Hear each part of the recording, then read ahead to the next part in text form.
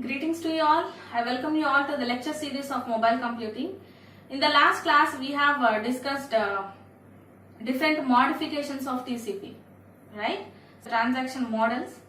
So I am Dr. Anveshni Dumala, working as an assistant professor in the Department of Information Technology in Vignan Nirula Institute of Technology and Science for Women.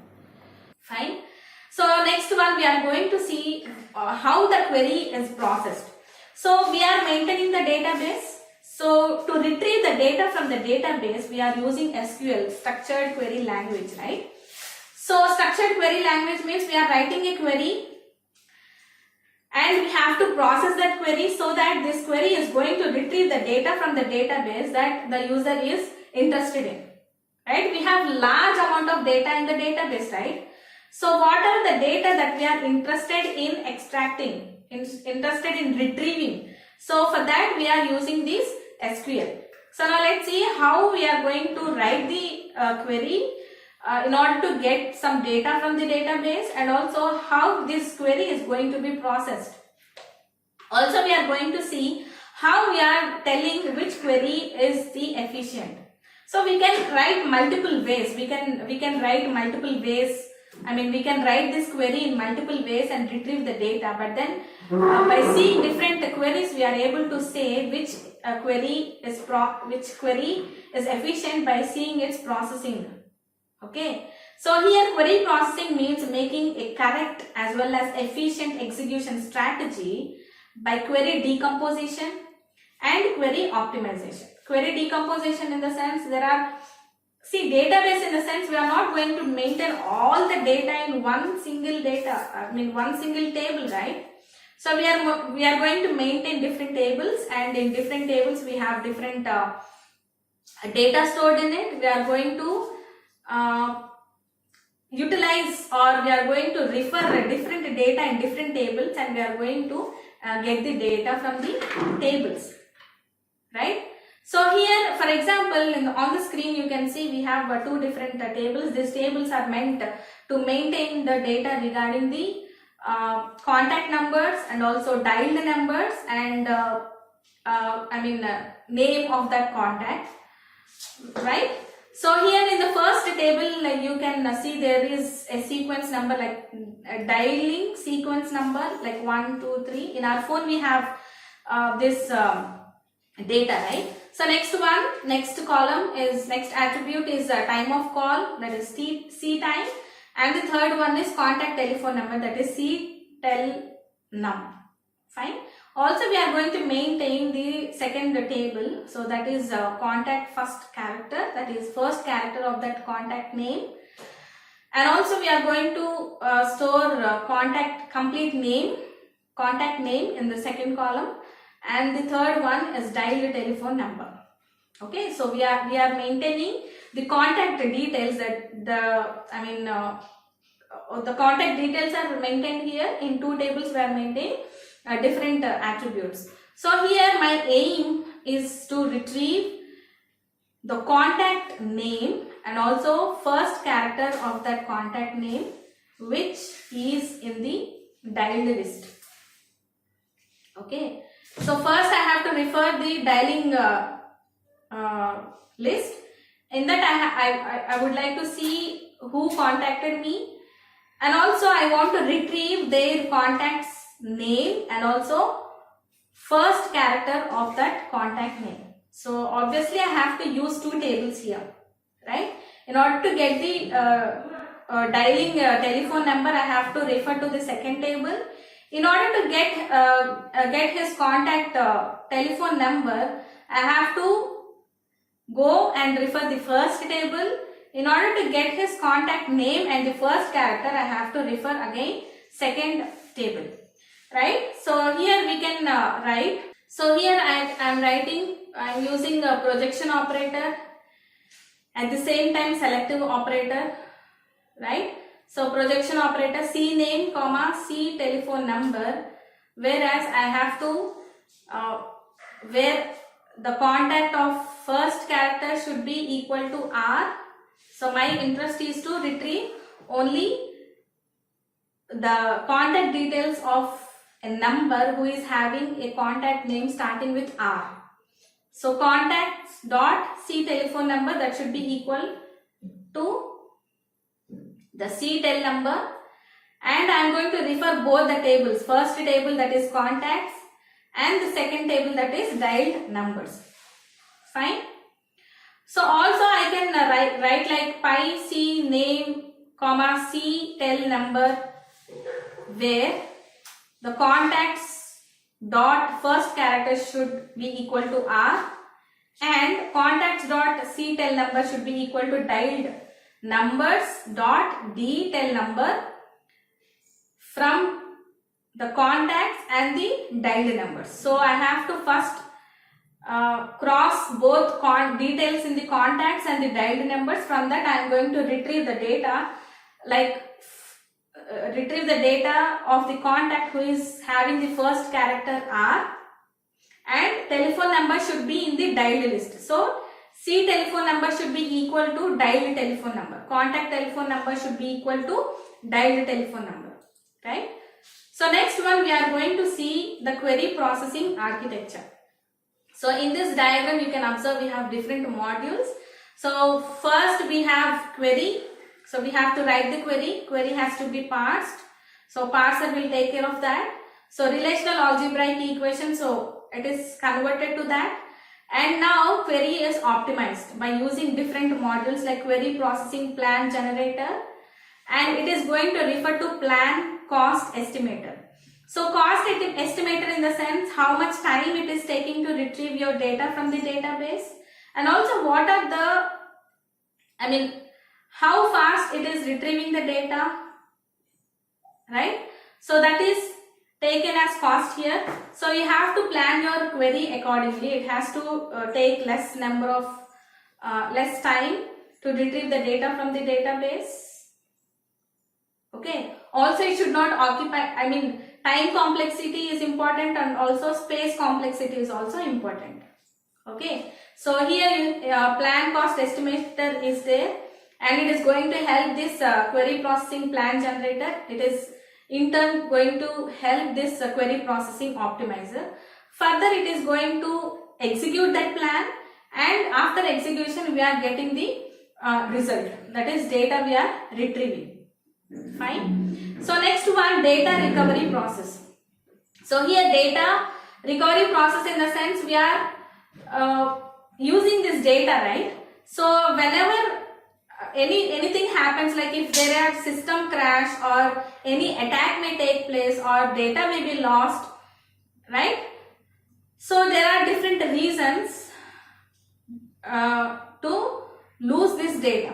So we want to recover that data. Lost data can be recovered. So that is what data recovery process. So data is non-recoverable in case of media failure, intentional attack on the database, and the transactions logging data is missed, or if there is any physical medium destruction also. In these different cases we cannot recover the data back. So recovery manager ensures two different properties, that is atomicity and durability. So atomicity will ensure that an uncommitted but started transaction aborts on failure, and aborted transactions are logged in log file. So durability ensures that a committed transaction is not affected by failure and is recovered. So two different properties, one is atomicity and next one is durability. So atomicity means, see, uncommitted, so it will ensure that uncommitted data is rolled back, and each and every transaction that is taken place should be logged in the log file. And also durability in the sense, so the committed transaction will never be affected by any failure, right? So next one is the recovery manager. So the recovery manager uses a log file which logs action in the following manner. So each instruction for a transaction, for update, like update in the sense we can insert the data, delete the data, replace the data, and also we can add the data. So all these transactional operations must be logged. Logged in the sense LOGGED, logged in the sense we have to maintain them separately. What all the operations that you are performing on the data have to be maintained in the log file, right? So next one is database read instructions are not logged. So we can perform two different operations like read operations and write operations, right? So read operation in the sense we are not performing any modification on the data, we are just reading the data. So if 1000 members are reading the data simultaneously, will the data get affected? Obviously not, right? So reading is not going to modify your data, but then write operation is going to change your data, right? So what all the write operations, all those operations must be logged and read operations need not, right? So log files are stored at different storage medium, like secondary memory is there, cache memory is there. So different storage medium is used for log files, and also log entries are flushed out after the final stable state database is stored.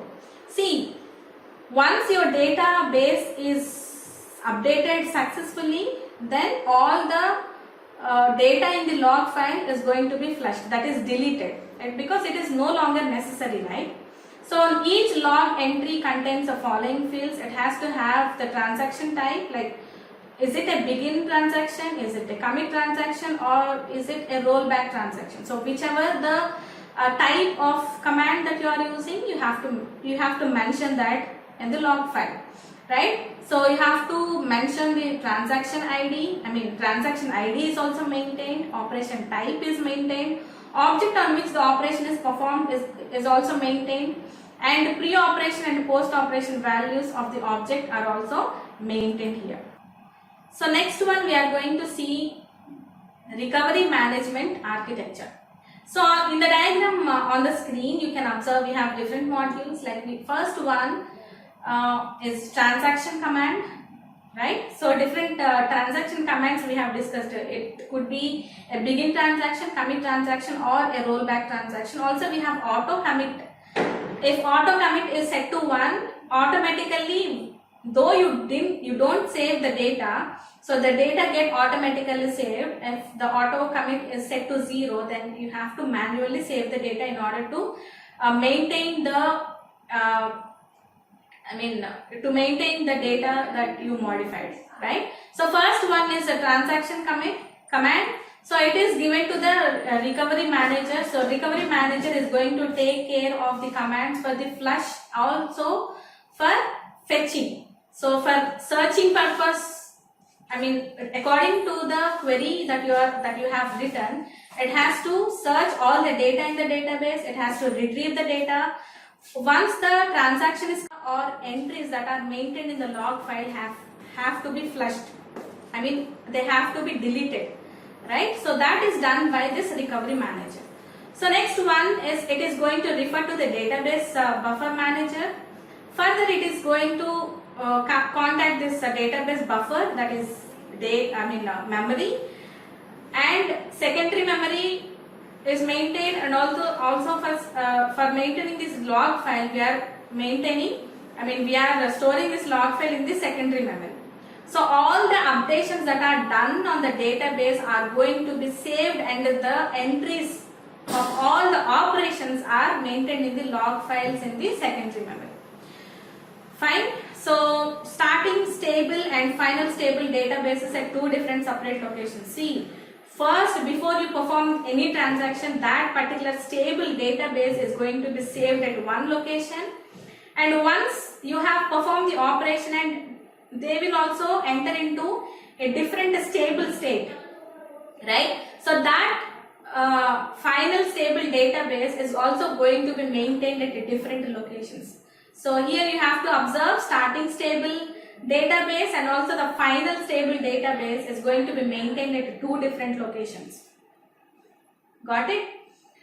So next one we are going to see ARIES algorithm. So this is a procedure called ARIES algorithm. It is used for recovering the lost data. So the basic steps in this algorithm are, so we have three different steps in this ARIES algorithm to recover the lost data. So first step is analyzing from last checkpoint and identify all dirty records. So dirty records in the sense, so while someone is performing the write operation, so some other person will come and do a read operation. So during the process of updation, someone is reading the data, which is unstable, right? That is what we are calling dirty records. So analyzing from last checkpoint and identify all the dirty records in the buffer. Okay. Next one, redo all buffered operations logged in the update log to finish and make final page. See, if the lost data is there, you have to perform again those operations in order to get back that data into some stable state. Okay, so in order to have a simple understanding, see, so we are performing one transaction, that is we have to debit 1000 rupees from account A and we have to credit these 1000 accounts to account B. So now what happens? So after performing the first step, if any system crash has happened, then you have to again perform that. You have to perform that credit operation again, so that the database will go into some other consistent state. Either you have to roll back or you have to complete it. You cannot leave it in the middle, right? So if you roll back means you are going to the same original stable state. If you are continuing means you are going to some other stable state.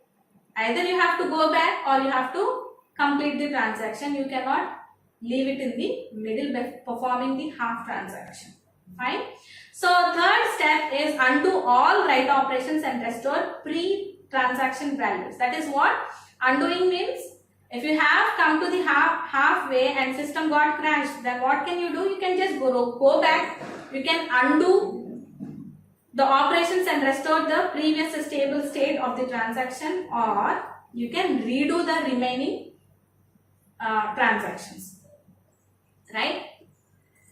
So next one, recovery models. So we have three different recovery models. One is full recovery model, second one is bulk logged recovery model, and third one is simple recovery model. Full recovery model, bulk logged recovery model, and third one is simple recovery model. So the first one is full recovery model, creates backup of the database and incremental backup of the changes. So what all the operations that you are doing, so they are maintained incrementally, right? Step by step modifications to the data that you have done are done backup here, right? So all transactions are logged from the last backup taken for the database. Second one is bulk logged recovery model. It entails logging and taking backup of bulk data records operations. Bulk in the sense large, right? Large data record operations, but not the full logging and backup. So it is not going to log all the operations, but then taking backup of only bulk record operations. So size of bulk logging is kept to a minimum required. So this improves the performance, and it can also recover the database to a point of failure by restoring the database with the bulk transaction log file backup. And this is unlike the full recovery model in which all operations are logged. Okay. Next one is the simple recovery model. That is, a simple recovery model prepares a full backups, but the incremental changes are not logged. So here we can recover the database to the most recent backup of the given database. So that's all for today, and in this session we have discussed enough regarding the transaction models, and also we have seen query processing, data recovery, architecture, recovery models, ARIS algorithm, right? So see you in the next class. Thank you for listening to the class.